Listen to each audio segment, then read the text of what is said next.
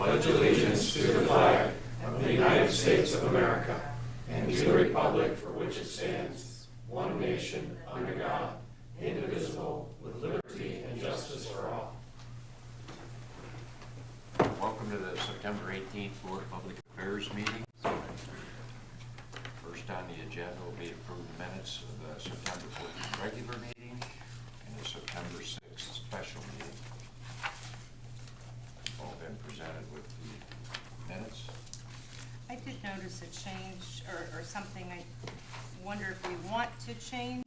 I'll just point out that on the September 4th minutes on the back side, we're talking about Electric Superintendent Al Sullivan introducing the Bryan Municipal Utilities Rodeo Team, and it lists all 3 members, but only 2 of them were here.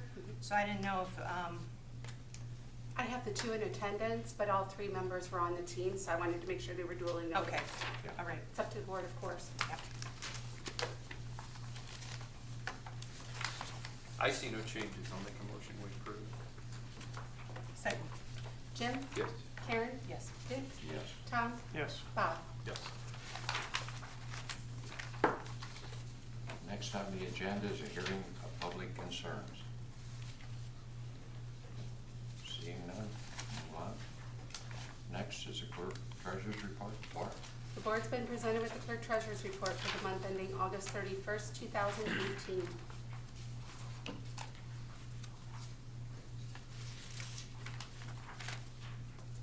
I'd like to make a motion, we accept the clerk treasurer's report. Now second. Karen? Yes. Dick? Yes. Tom? Yes. Jim? Yes. Bob? Yes.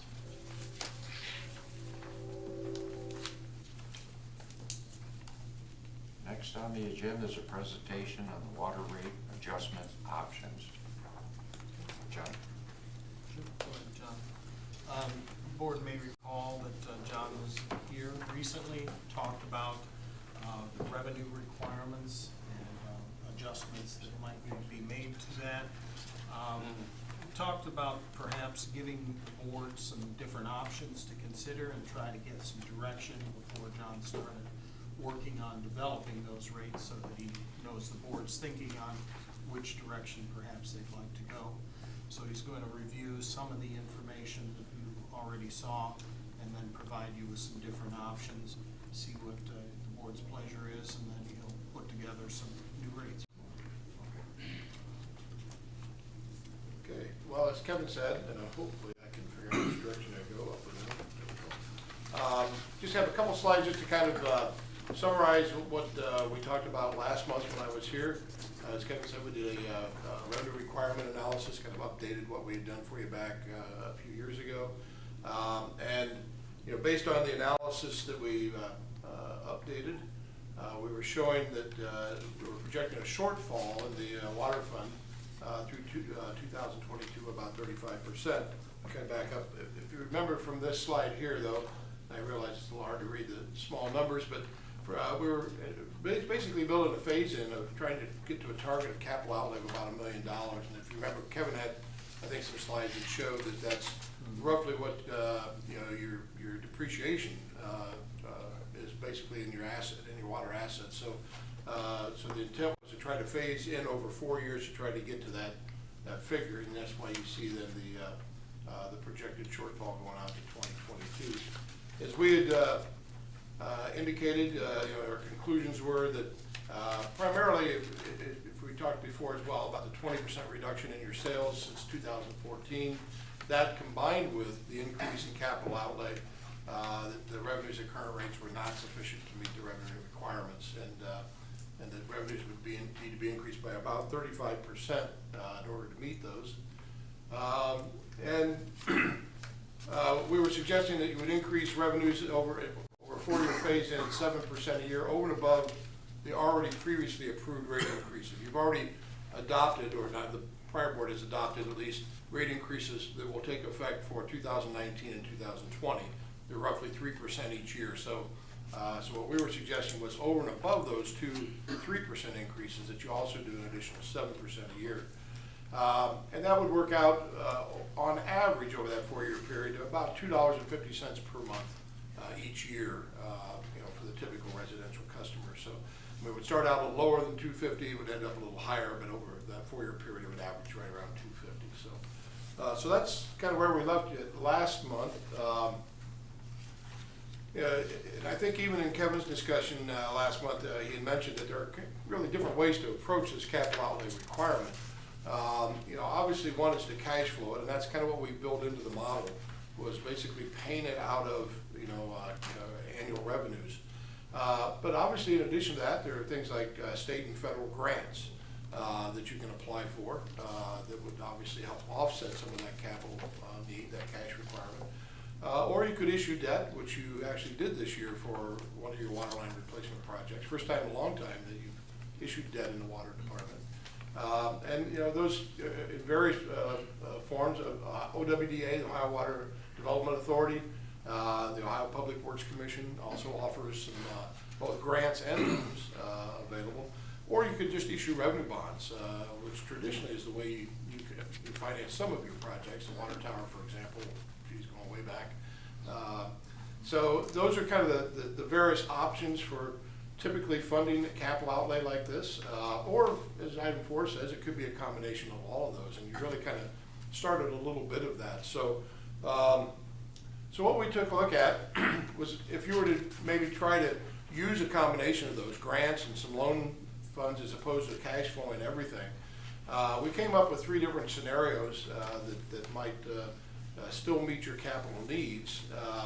Scenario 1 was what we basically recommended last month or discussed last month with you. That's 7% per year over and above the previously approved increases.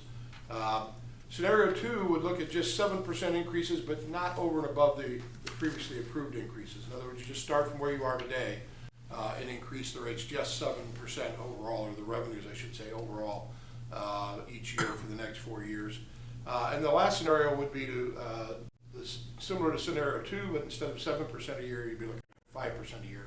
Again, starting with where the rates are right now in 2018. So, and then we took those different scenarios and we ran them through the model to see what they would produce in funds available for capital outlay expenses.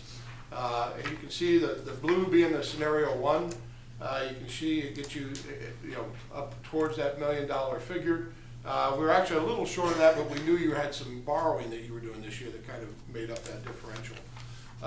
Scenario 2 being in the red shows that you would end up in 2020 at around $750,000 of available funds available for capital outlay.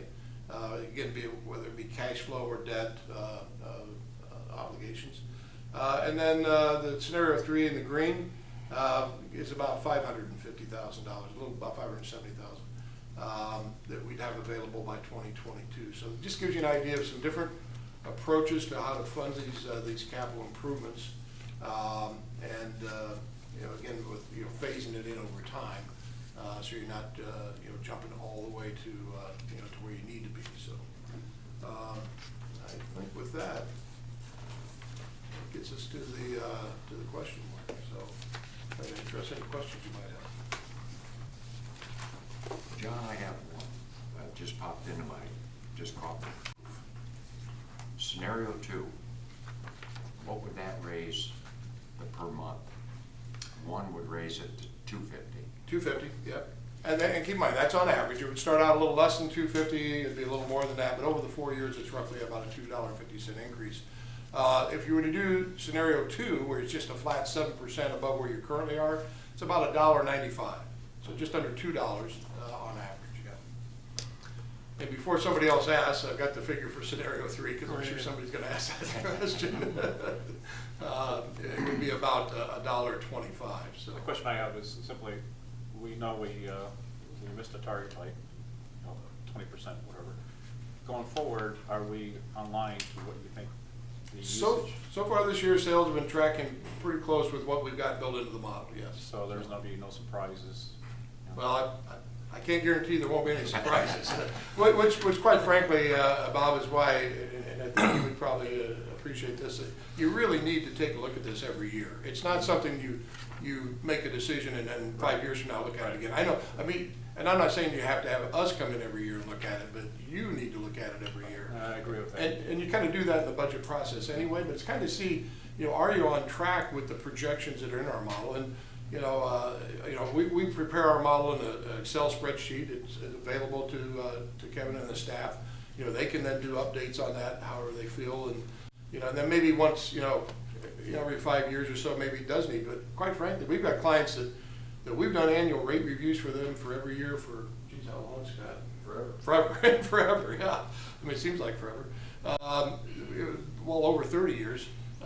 And so they don't do rate studies. They just, you know, every year we just kind of keep ahead of the game by doing an annual update. And that really is probably the best way to do it, is just do an annual update of where you see where you're at and see if you're on track with what you thought. So. If I do it, so it could be in a range of 5 to 7%. I would say between 5 and 7%, yeah, somewhere in that ballpark. Again, you know, scenario one, over and above what you've already approved, will get you a lot closer to that $1 million, a lot quicker. And again, it may be a thing where even if you want to pass some plan of phase in, again, you still may want to come back each year and take a look at it, and well, you should do that, and maybe have to adjust them. So it's just a question of you know, how you want to attack it. Again, look at the forecast, obviously 5 to 7%. The important thing is that obviously we're capturing the maintenance cost each year, but Yep. also the fact that we need upgrades. Yep. And so that 5 or 7% would catch us up to where we need to be in the future. Yep. That's important. I mean, could you start with scenario 2 and just look at it each year to see where that put us? Sure. I mean, Absolutely. I'm assuming that we've been taking advantage of the OWDA and the OPWC grants. I don't think you've been taking advantage of any OPWC grants for water. Yeah. I'm aware of. I thought we did. That's what I was gonna ask. How reliably available are, like, the state and federal grants? What, the qualifications we'd have to meet is? Well, there's a lot of different federal grants that you can apply for, some of Right. which, you know, there's a lot of, Yeah. unfortunately, sometimes there's more red tape involved, and we just went through this in the village of Cary, where they applied and thought they were getting over $1 million federal grant for electric system improvements, economic development, Right. you know, from EDA. And that's been whittled down to under 400,000, and they've spent probably half that just on addressing the questions and the paperwork they had to do to get the grant. So sometimes those can be, you know, not cost effective, but the state grant, the typical state grant for be it utility or non-utility improvements for municipalities is Ohio Public Works Commission. You'd consider them reliably available then? Well, the money's available. It's a The question of money's who's going to end up getting it. That's what okay, I it's guess a ranking that's my system. next question Yeah. then. Yeah. Is it a matter of being at the right place at the right time? Well, it's Or being a day late? It's a matter of having projects that qualify or score higher points than other projects that are submitted by other communities or other entities. So the money's going to be available. That's pretty well set in place. Right. But whether we would get it. Whether or you not, would whether you would, you know, get to the top of the list or not Right. is just. But if you, I can tell you this, Jim, if you don't apply, you won't get a grant. So That makes that's sense. what we tell clients. I mean, yeah, if you don't apply, you won't get anything. So it's worth trying Yeah. to get those. Certainly. So if we could take advantage of Say no. both or federal, that would offset, I mean, if we applied for that and got it, that would offset that, change that scenario, correct? That's right. It would offset that need that you have for total capital outlay. Correct. It could reduce then the amount that you'd have to raise revenues in the future. So, certainly. I have a question on the costs for these increases. Did we recently just vote to have a $5 monthly service fee phase in and a $1 increase per month through 2019, back in August? We talking about water? Water? Yeah. Okay. No, Just the clarify current that. plan was adopted in 2015. It's a 5-year plan. Right. So that's still the plan that we're operating under. That was the 3%. Well, it was 777 approximately, and then December 20th of this year, it's 3%. December 20th of next year, it's another 3%. So if the board takes no action, those will automatically, because you've already approved them, or the board did in 2015. Okay, I had read that Bryan Kimes article. And those were, by the way, those 3% increases were already in our model, so, so they're already built into our projected revenues and our revenue requirements. That was my next question, but those 3% were built into there, okay. And the other, regarding the sales, we left industrial and commercial flat, but we showed a 2% annual decrease in residential consumption. That's right, yeah. Which is part of what the issue is here. You know, even when we did this, we've got 20% fewer units, you know, gallons or CCF that we're selling. So even though the price was being adjusted, the total sales volume was decreasing, so it was offsetting a lot of the revenue that we thought we were going to get when we put the plan together. And that's the key, how do you forecast the volumes? Right. I think he's being a bit more conservative with that now. And that's appreciated. Yeah, so that would help avoid some of those surprises, let's say. Yeah, one of the things that it's works a little different in your electric, because a lot of your electric cost is buying power. So if your sales drop a little bit, your purchases drop, your cost of power goes down, and so your expenses go down, not dollar for dollar, but relative to your reduction in revenues. Unfortunately, in water, when you lose a sale in water, there's really very little reduction in cost. Pumping costs, a little bit of pumpage costs, More fixed costs. treatment. So yeah, so the differential is fairly significant when you lose sales in water. There's no electric cost to the water plant, so we don't. Well, no, we won't go there. And you Just say, chemical cost, basically. and you say either one of the scenarios we look at, we wouldn't be married to long-term? We could adjust, I mean, I if would- you see it was sufficient or more than sufficient, we could adjust. My suggestion would be that you look at it every year and adjust it Yeah. if need be. But I mean, the idea is to put a plan in place that you think will get you out 3 or 4 years, but each year, take a look at it and see. I mean, you know, if all of a sudden you find you're getting a big chunk of grant money you didn't anticipate, then you may be able to defer the increases, you know, push them out, or even or reduce them, either one. But I wouldn't, certainly I wouldn't suggest that you wait 4 years, you know, do 4 years. no, I That's kind of, you know, you got caught in that here, and what happened was you saw, you know, a negative impact on your, you know, on your sales, and here you are now having to address this, you know, more quickly. So yeah, I think you just need to make sure you address it on an annual basis. Yeah.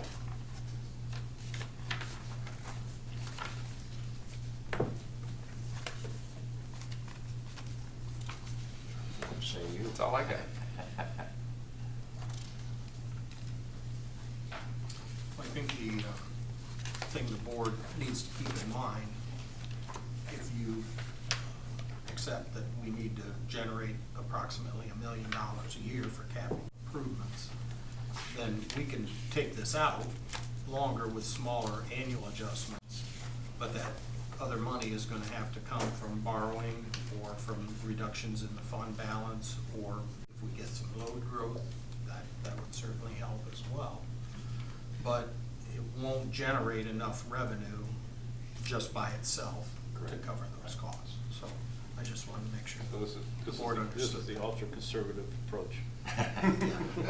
So, for 2019, if you took scenario 2 even, that's, what, about 550,000? Yeah. So that's what you'd be generating, approximately half of the money you actually need next year. So that's part of the decision-making process is, I think, how quickly do you want to get there, how comfortable you are. There's been a certain aversion to borrowing money here in the past. If you can get grant money, that's fantastic. We've applied for, with Brian Whelan's help, some OPWC grants for a water main project we anticipate doing in 2020. If we get that, we'll get $275,000. See, and I think that's what I was thinking, and we took advantage of it. Right. So when we have applied, we'll find out probably in December whether we got that grant or not. So, but if we don't get that, then to accomplish those projects, we'd either have to do a combination of drawing down the fund balance some or borrowing some additional money.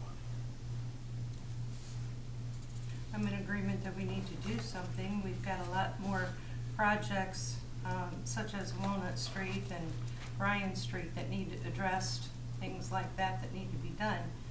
And if we don't do anything with the funds, we can't do those projects.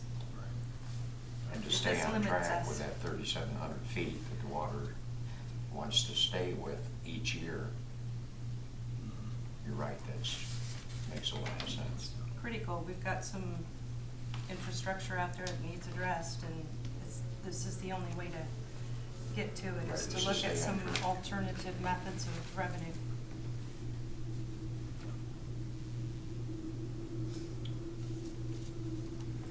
So do you have a feeling that, which way perhaps you'd like to go, that we can give John some guidance? I'm not in favor of scenario 3, but I'm wavering between 1 and 2, I guess, or somewhere in that range.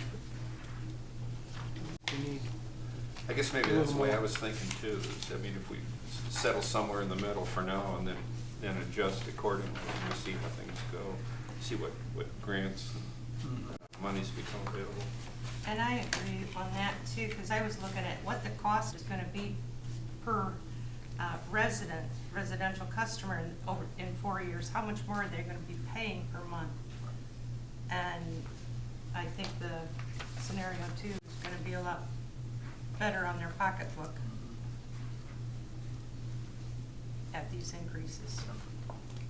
And it gets us going that direction. If we get the grants, you know, it's a good melding, and like John said, we can meet every year and reevaluate this and see if it is doing the right thing.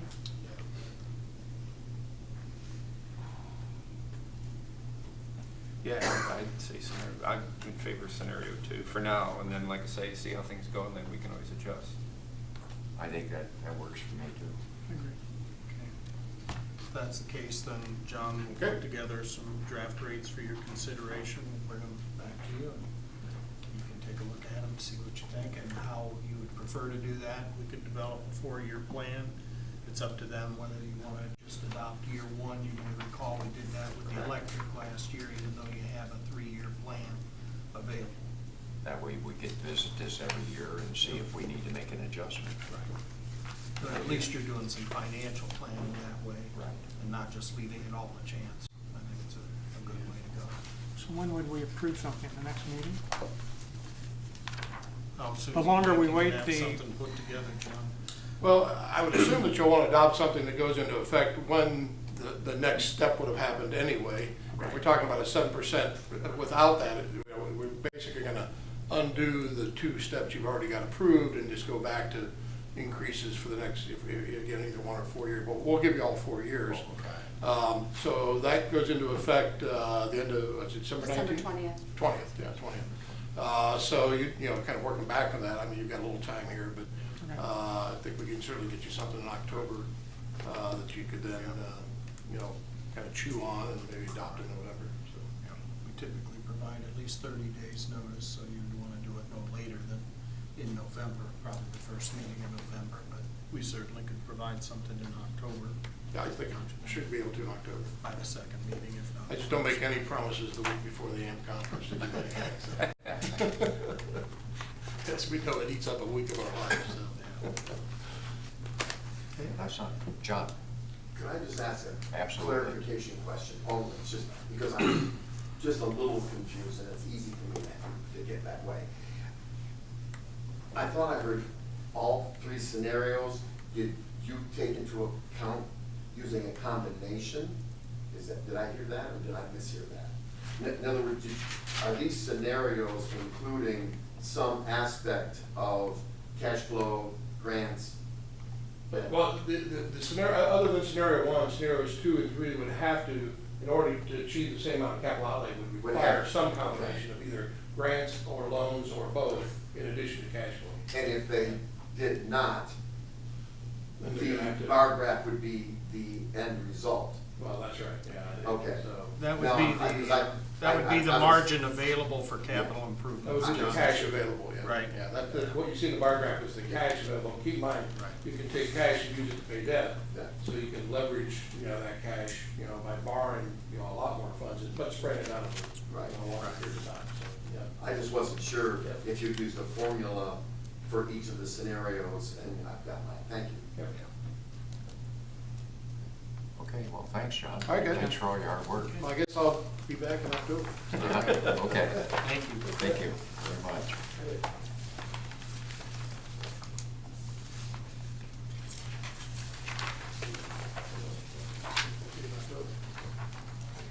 Next on the agenda is a resolution.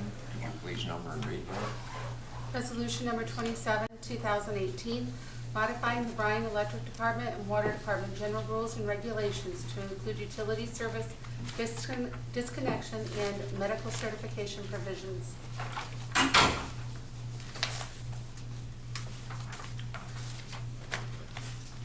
We're going to request that you not act on this evening. We've got some questions that came up today that we need to try to resolve. So our suggestion would be that we bring this back to you at your next meeting. That was my statement. No, it's not a problem. It wouldn't have become effective until, or gone out until October 20th anyway, so if we move this to the first meeting in October, then I think we're fine. Because you've numbered it and read it? Okay, we need to have a motion then to table that resolution until the October 2nd Board of Public Affairs meeting. I make a motion, we table the Thank you. resolution. Resolution number 27. Karen? Yes. Jim? Yes. Dick? Yes. Tom? Yes. Bob? Yes. Thank you. Sorry for any confusion.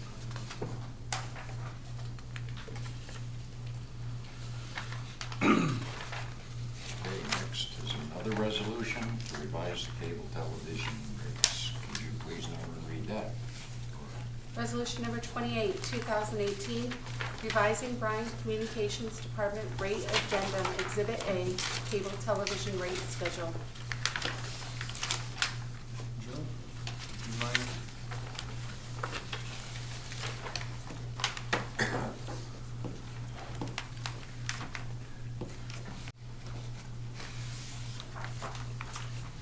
This resolution speaks to what we've had a conversation about recently about Channel 36, WPW from Toledo, and the extra rate that they're levying upon the utility for the 2 additional programs that we are mandated to carry.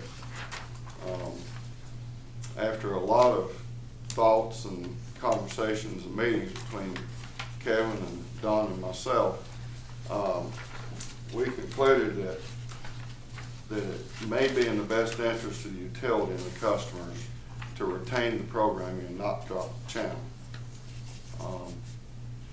Even though we all know that it's not a win-win for anyone, we do know that there is some valuable programming on Channel 36 Fox that a lot of folks want to keep. And we believe that there's a possibility that we could lose more customers by dropping it than keeping it. So then we were faced with the scenario of possibly raising the rate a little bit at a time incrementally.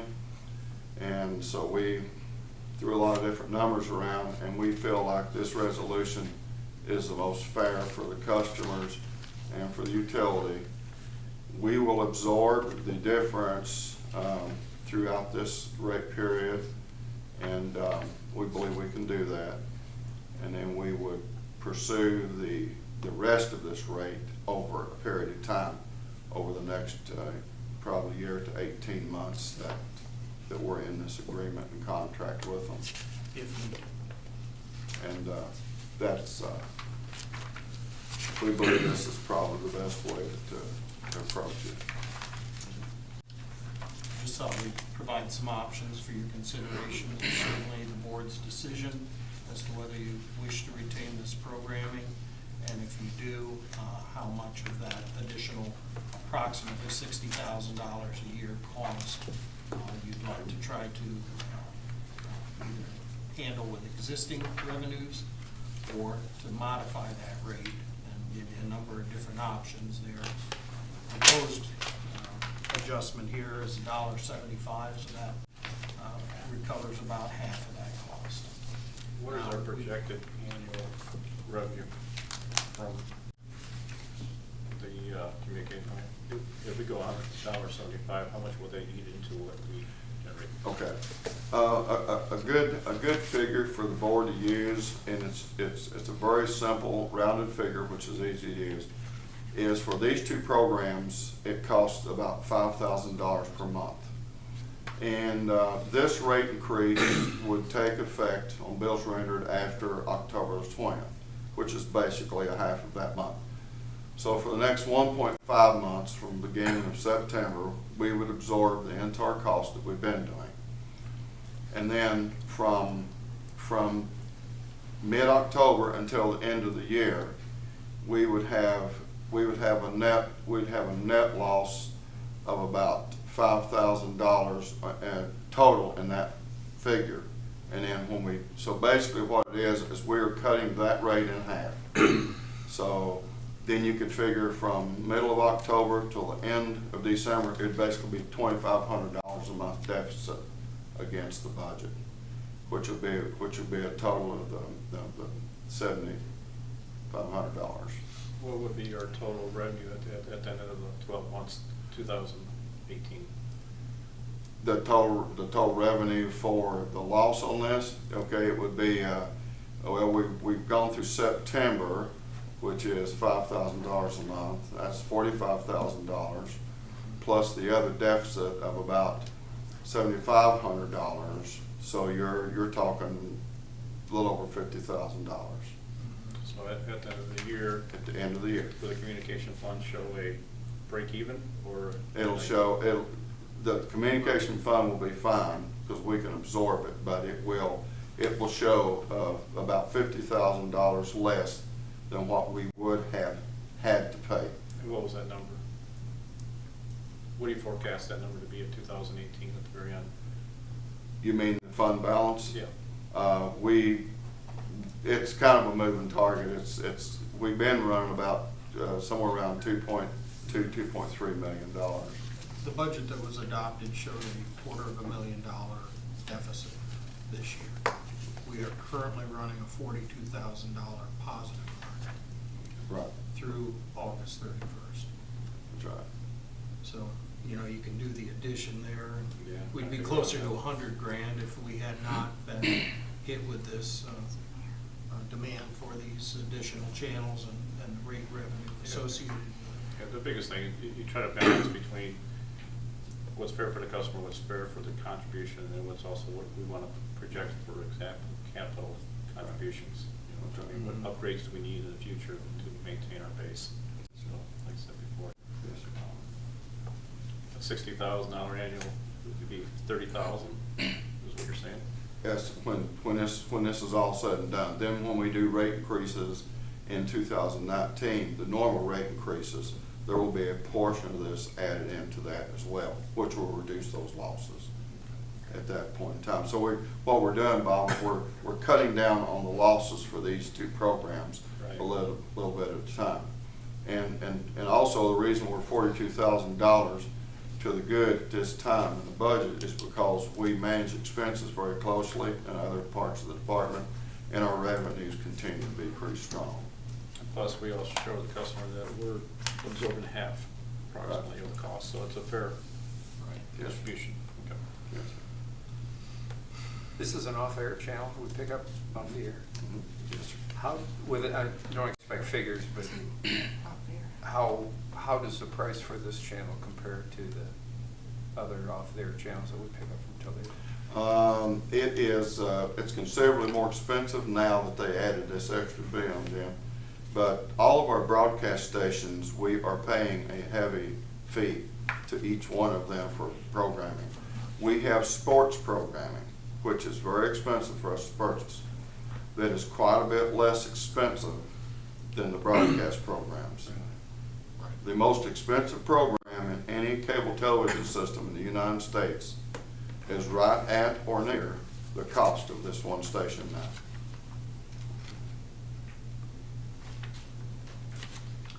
Yeah, I think I mentioned at the last meeting, I believe our basic cable rate is $27.99 right now. $7 of it will be to WUW bounce and escape, 1/4 on the total cost. 5%.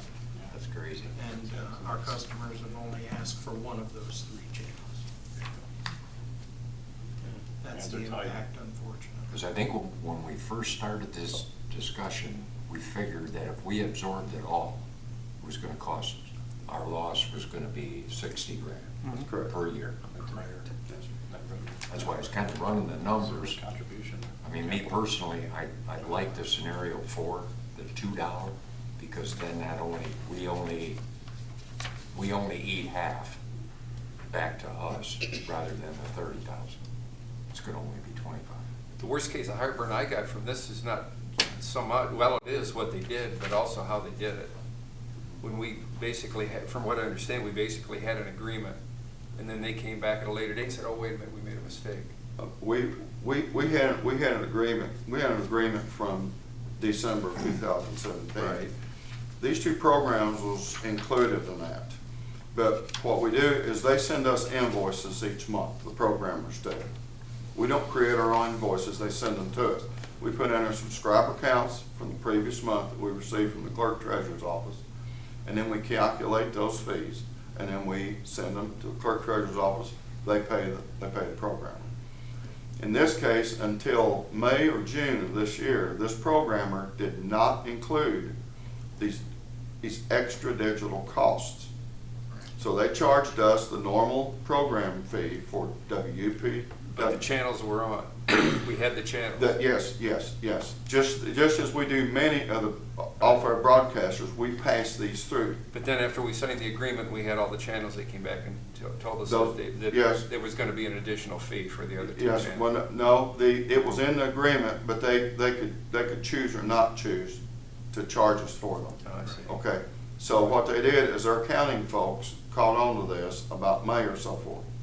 And I didn't even think anything about it. I get the invoices, I pay what's given to me, go on about our business.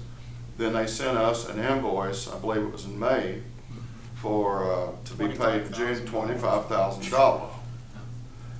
Before we got all the discussions completed and figured out the correct company to pay, it was $30,000, because it was another month.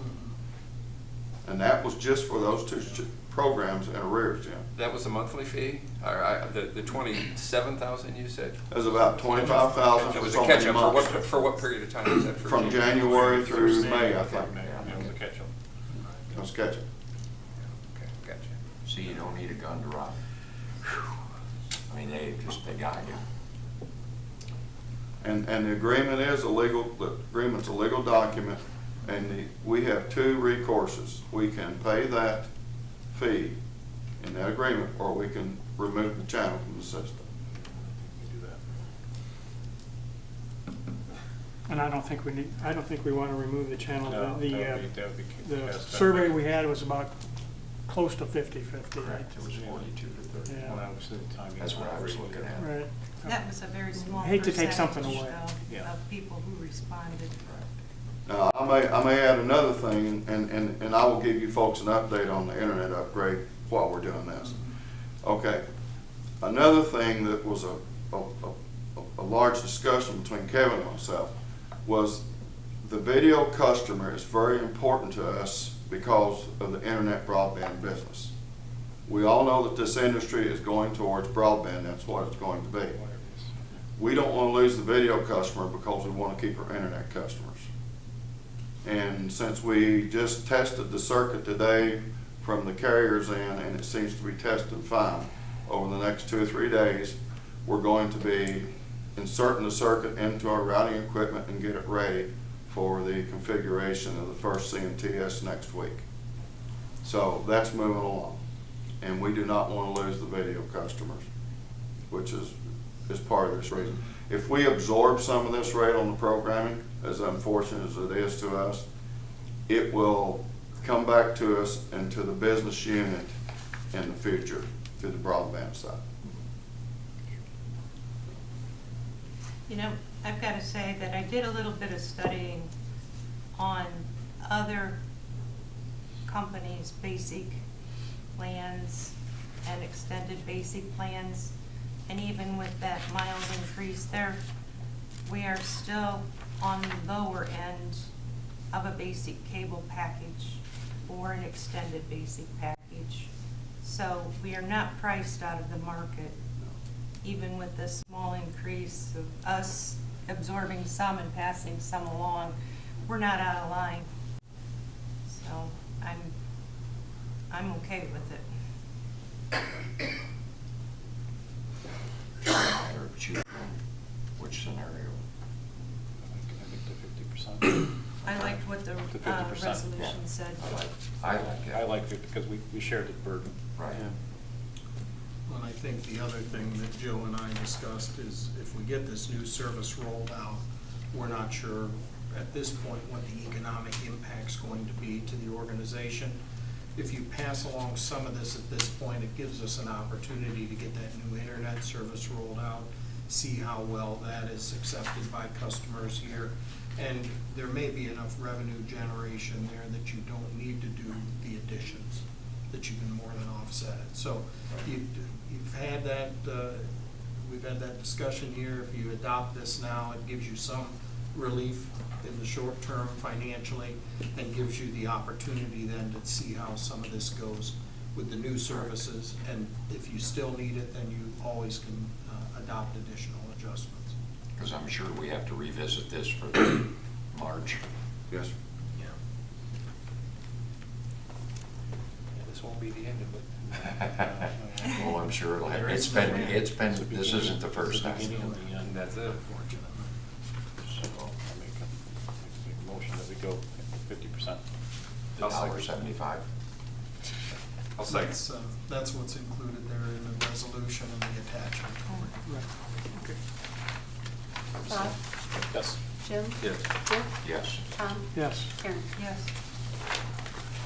Thank you, Joe.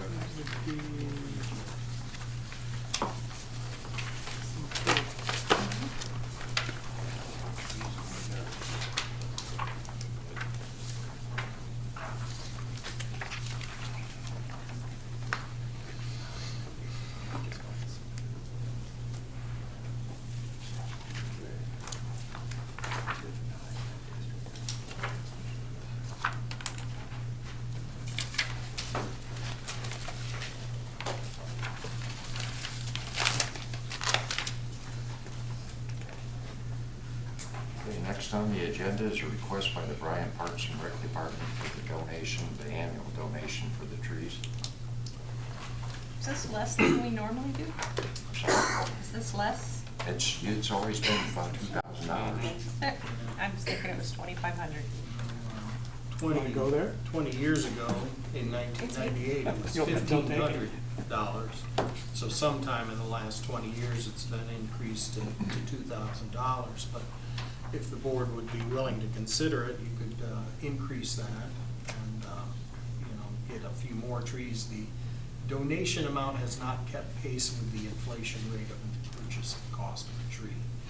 I talked a little bit with Court about this today. The other concern is, if there's too many trees, then he's got to plant them all, and then they've got to maintain all of those trees as well. So, he suggested if the board would be willing to consider doing 3,000 instead of 2,000, that would not be an issue for him. And that would allow them to purchase, instead of 11 to 16 trees, 17 to 24 trees. And include the maintenance cost on them too? Well, this would just be to purchase them. The staff handles the maintenance of them, and that's primarily the fertilizing them and then putting the gator bags on them with the water in them for the first 3 years, and then they take them off after 3 years. Who else contributes to this fund? The Parks and Recreation Department has traditionally matched what the board has done. Now, I don't know Rotary what they may budget. Foundation, Rotary, or anything like that? No. So all the money comes from the trees, comes from, Not all of it. For example, out there in the industrial and commercial park, Bryan Wheeland provided those trees out of his, I believe it's Economic Development Fund or Beautification Fund, something like that. Yeah, it's all city You know, tax money. so, I know some of the trees in the park too are memorial trees. Sure, we do get those donations. Donations, yeah. Right. Now, the part that's been more difficult perhaps with all of the communities in the ash area is the ash trees that have been killed over the last 10 or 15 years. So we're probably still losing more trees than we're replacing here in the community right now. But this would certainly help a little bit if they had a little more money.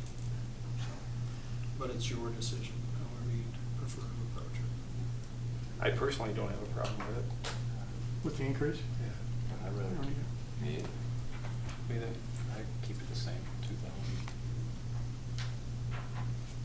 I just think there's other organizations out there that can step up.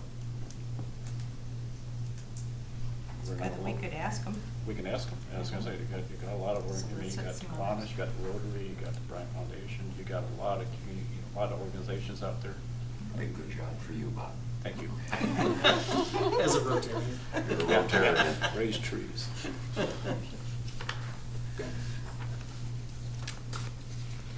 make a motion to state at 2,000. I'll second. Bob? Yes. Karen? Yes. Dick? Yes. Tom? No. Jim? no. If we need to revisit it later on, if we can't find someone, we can always There we go. come back.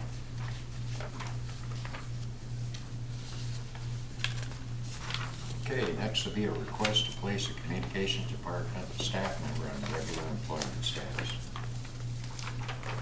I don't know, what is that, Joe? Just, I'll tell you, as for Emily, I can't believe it's been 1 year. Yeah, a little bit. I don't need this paper, but Okay. I usually know my staff pretty well. This proposal to take Emily Donato off of probationary status and place her on full employment status. Since Emily's come here with us, she exhibits a very positive attitude and really desires to help people each and every day.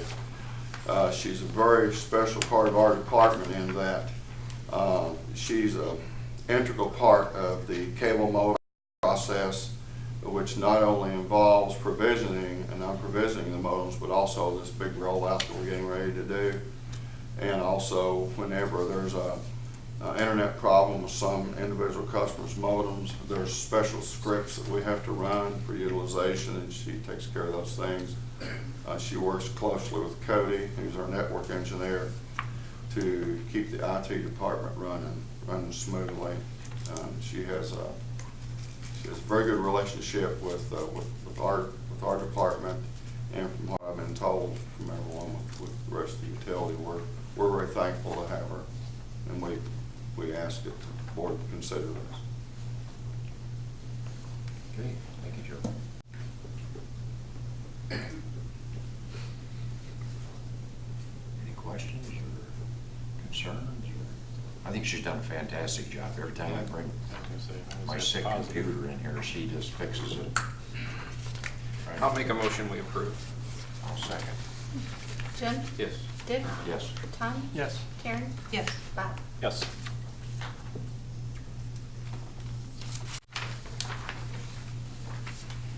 You were talking about your company computer. Absolutely, the city computer. Okay. Not my personal one. Just wanted to clarify. That one I'm gonna throw in the trash can. Get a new one.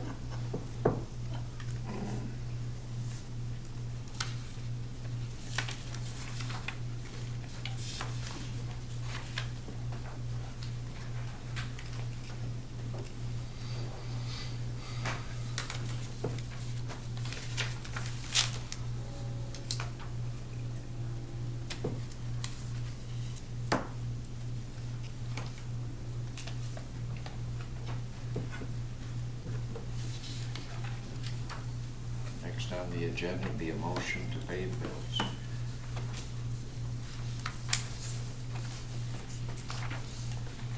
I move we pay the bills. I'll second. Tom? Yes. Jim? Yes. Dick? Yes. Karen? Yes. Bob? Yes.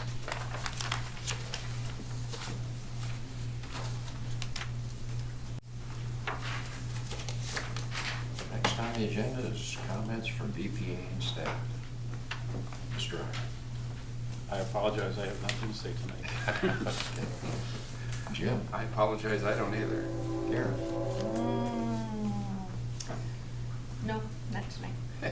Mr. Strong. Yes, I just wanted to clarify something. Jim and I voted no on that motion for $2,000. I just wanted to clarify that we weren't against, and I think I'm speaking. Yes, you're speaking for me. We weren't against giving the funds to the Parks and Rec, it was the amount. We wanted to give more. Thank you. That's the way I understood it. That was my understanding too. Well, in the minutes, this is going to come out as a no vote. It's not going to say what. And the trees down. Okay. This will be included. I guess I should add, and I'll help you find some organizations to Yeah, I donate to if you I want just some help. think there's a lot of support out there for that. Okay. And I'm speechless. I have nothing further for you this evening. Quiet night. Mayor? I appreciate the donation for the trees in whatever amount. Thank you. No, sir. Barb? No, sir. Department heads, council. Max. Just double checking the cable rates approved or what I got in here.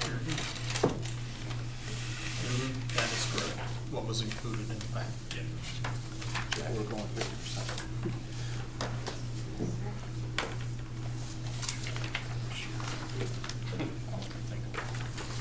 Good evening. The board needs to have a second and third session for the strategic planning sessions. So I'm here tonight to present 2 dates to request special meetings for those. They would be Monday, October 22nd and Monday, December 10th, both at 5 p.m. in the board room here. So those dates will work for everyone. They're just needing Good with me. That's good. You need a motion? Yes, please. Okay, I'll make a motion, we approve this special meeting. I'll second. Thanks a lot. Jim? Yes. Bob? Yes. Dick? Yes. Tom? Yes. Karen? Yes. And Jackie, I believe you were going to have those here. Yes. Okay. 41 East Edmonton Street.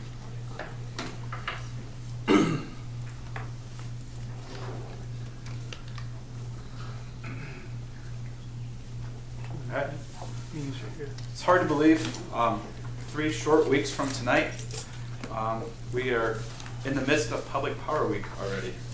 So we will have our open house. We want to let the board know of this so you can plan for your calendars on Tuesday, October 9th from 3 to 7. We're going to have our open house for the power plant and the water treatment plant both this year. So the power plant, we are resurrecting our Power Town Safety tabletop demonstrator that we'll have out there. We'll have the energy bike. We are planning to run the Norberg from 5 to 6 o'clock so that the public can see Cool. a little bit of history down there and can see the big machine run that way. Communications department will have displays down there. Hopefully we'll have some of our internet stuff that we can show off to the public that way, and then also the services that we offer. Of course, hot dogs and chips, beverage for the public, water or something like that. We've got a bunch of giveaways coming. The electric department's going to bring over some of their trucks so that people can check them out. The water treatment plant will have tours going on over there. We'll do guided tours for the public. We'll take groups over at a time, do some groundwater demonstration hopefully, and then they're also going to have some of their trucks and stuff over there as well. And then that Saturday before it, actually on the 6th as well, our 3 departments are going to be represented with the Bryan City Schools for a Touch a Truck event again this year. They started that last year, had a great turnout. So we'll have our vehicles out there. The elementary PTO is spearheading the thing, but it's kind of fun to take our vehicles out there and show them off to the kids, and they get to climb around on them and check them out that way as well. So 2 events coming up rather quickly, but the big one we wanted to be sure you guys can put on your calendar was October 9th from 3 to 7. Our open house, like I said, held down on our power plant. So more details to come, so stay tuned. Thank you. Thanks, Eric.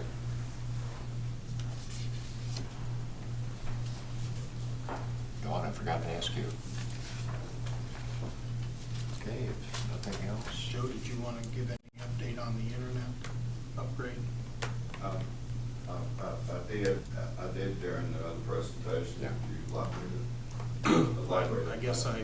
as to where we were at and when we thought we might be. You've got technicians coming in next week. Spectrum's supposed to get their work done this week. Yes. Right. Spectrum tested the circuit from Akron to Bryan today, and they've had a lot of things they've had to do. That testing has been completed, and I'm going to be working tomorrow myself on a lot of things in the head end and the new CMTS router and our routing equipment to get everything connected. And then starting next Tuesday, the engineer will be here on site, and myself and Cody and him will be working together to get the first unit configured. And we should be, if everything goes well, we should be able to do some testing, maybe in the head end by the end of next week, and then get ready to roll out and beta test some customers off of this circuit that comes out of the head end, probably in the next couple of weeks. And our plan is to start in the northeast quadrant of town. Right. It will be the basically for ease of identifying, it's going to be most of the system north of Wilson Street and east of Main Street. That's the quadrant. And we will be doing system maintenance in the morning between 8 a.m. and 9 a.m. That will just, it may interrupt someone's service for a minute or two, it may not. It's just according to how the modems behave themselves. We're inserting the new cabling and carriers into the system. Okay. And with some of the customers, if they're interested in that service, they will not require an update to their modem, is that correct? But others will? Well, we're going to make sure that everybody has the DOCSIS 3 modems in their home, whether they upgrade or not, because we want to be able to use all of those carriers that we're going to be placing on the system. Okay. And we plan on doing a stress test on the new CMTS router that we will be increasing some speeds intermittently and just for our testing purposes. So will we be reaching out to those customers that don't have the updated modem and contacting them? Yes, about we already have done that a couple of months ago. And most of those people have had their modems upgraded. Once the upgrade is completed, anyone whose modem is not upgraded, we will just wait through attrition to change out their modems, as long as it doesn't put strain on a particular port circuit. If that were to happen, then we have to contact them one way or another to make that change. But we don't anticipate any significant issues with that. So, I mean, I hate to talk about schedule because we're way behind where we thought we were due to a number of issues, but is it unreasonable to say perhaps by the second or third week of October we may be rolling this service out? Oh, that's our intent. That's our intent. And our intent is, we have 4 of these systems we have placed in the entire city. Our goal is, before the end of the year, to have all of those systems in place and have most, if not all, of the cable modem customers upgraded. Once we get this one completed, we will roll from one right into the other. So there won't be a lot of lag time between each one. And so consequently, Joe and I will be bringing some internet rate information for your consideration at one of the upcoming meetings as well. So we've got to finalize our recommendations on that, and we'll be bringing that to you so that we can discuss how to price out both the current service as well as the new service. Thank you. Okay, thanks, Joe. Thank everyone, and I'll entertain a motion to adjourn. So move. I'll second. Tom? Yes. Bob? Yes. Dick? Yes. Karen? Yes. Jim? Yes.